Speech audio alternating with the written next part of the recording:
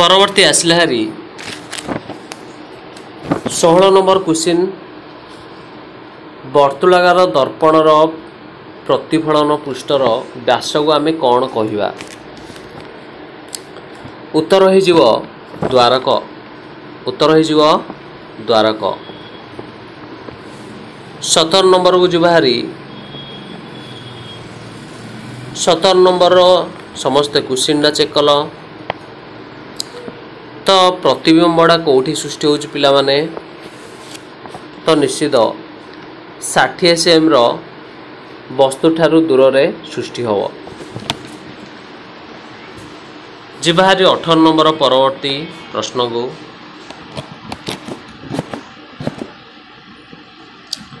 अवतल दर्पण रे वस्तु केउ अवस्थान पाई प्रतिबिंबर आकार बहुत परिवर्तन हेबो। तो समस्ते उत्तर लिखि नब एफ ठारे फोकस दूरता बा फोकस ठारे। परवर्ती 19 नंबर क्वेश्चन आसिला हारी केउ माध्यम रे प्रतिसरणांक सर्वनिम्न अटे। उत्तर हो कौन जल माध्यम रे।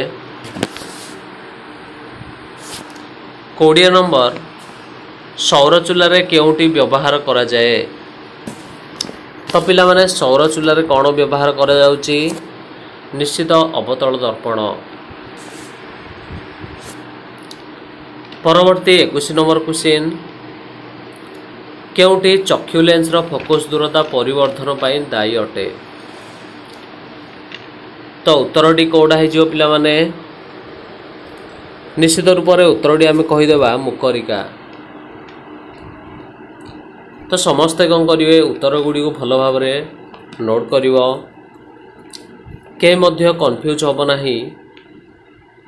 जो मैंने नुआ अच्छा से मैंने नोटिफिकेशन ऑन करी सब्सक्राइब करी से मैंने शेयर कर दिंतु। जदि भल लगे गोटे लाइक करी कमेंट सेक्शन रे जनईदेवे। निश्चित जो पार्ट तुम अपलोड होनी आम यथाशीघ्र अपलोड करने चेष्टा करूँ। परवर्ती 22 नंबर क्वेश्चन को जी बाहरी चक्षु लेंस रो फोकस दूरता कमीगले कि प्रकार दृष्टि दोष होउची आमको समस्ते जानिच। तो उत्तरटी हो कौन पिला माने निश्चित समीप दृष्टि। उत्तरटी हो समीप दृष्टि। 23 नंबर क्वेश्चन को जी बाहरी आकाश रे इंद्रधनुर सृष्टि सहित आलोकर केउ घटनाटी संपर्कित नुहे। नुहे जदि कहीदेबा तो उत्तर हो प्रकीर्णन। एड़ा नुह प्रकीर्णन आमर आसीब नाही। परवर्ती 24 नंबर क्वेश्चन आसिला हारी स्वाभाविक मानव चक्षुर निकट बिंदु केते। मन रखि नब उत्तरटी 25 सेमी। 25 नंबर आसिला हारी काच प्रिजम रे केउ वर्णर आलोकर बेग सर्वनिम्न। पिला माने एठी पचारछि हमकु सर्वनिम्न। तो उत्तर आम कहीदेवा केते हो बाईगणी। बाईगणी रे सर्वनिम्न काच प्रिजम रे बुझिपाल उत्तर समस्ते। परवर्ती ख विभाग रे आसिला हारी जीव विज्ञान रो। तो जीव विज्ञान रो 26 नंबर प्रश्न रु आलोचना करिवा। प्रश्न देइछि चीनी और गुड़ रे केउ जातीय श्वेतसार अधिक थाए। मन रखि नब उत्तर हो सुक्रोज बी। 27 नंबर प्रश्न हो बाहरी पुष्टिसार केउ श्रृंखल द्वारा गठित। अति सहज एमिनो अम्ल आम कहीदेवा। 28 नंबर प्रश्न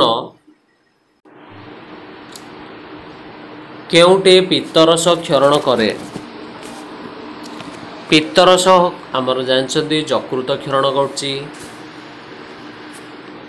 29टी पाचक नली रे खाद्यर चलन को कौन कहुए। तो कहवा पुरसरण। पुरसरण। 30 नंबर को जीवाहारी शरीर रे केउटी चर्बी भाव में संचित होई रहे।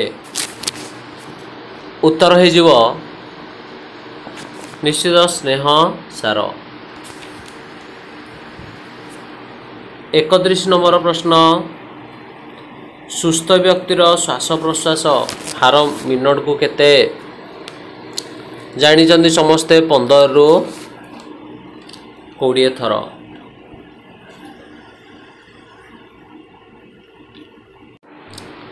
परवर्ती 32 नंबर प्रश्न केउटे एक लसिकाभ अंग अटे पिला माने मन रखियो टॉन्सिलडा। 33 नंबर को जीवाहारी लैक्टिक अम्ल केते कार्बन विशिष्ट अणुडा लैक्टिक अम्लडा। तो उत्तर हो जीवो 3 कार्बन विशिष्ट अणु। 34 नंबर प्रश्न झाड़ तैयारी पई चर्म रे डैश रहउछ पिला माने मन रखि नब। 34 नंबर उत्तर हो जीवो श्वेत ग्रंथि।